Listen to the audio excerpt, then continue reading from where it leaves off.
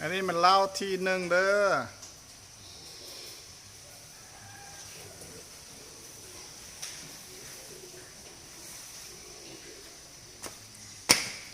อ่ะอ่ะ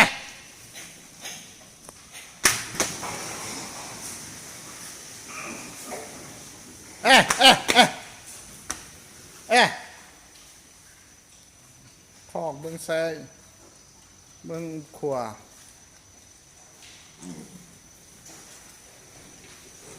เอ๊ะ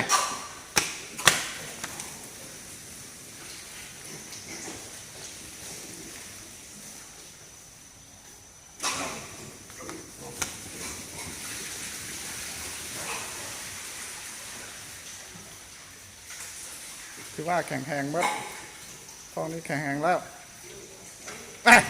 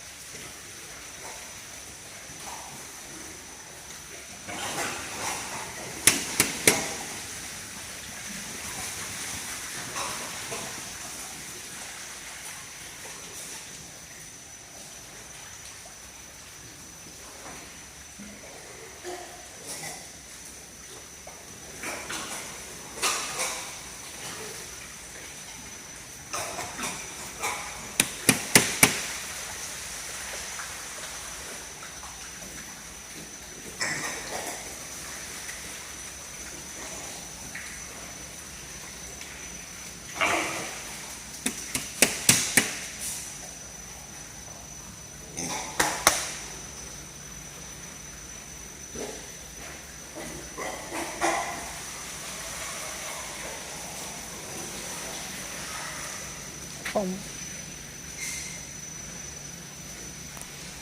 ตัวนี้มีตัวนึงเจ็บ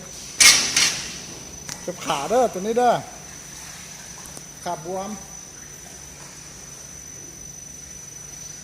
เขาเล่าที่หนึ่ง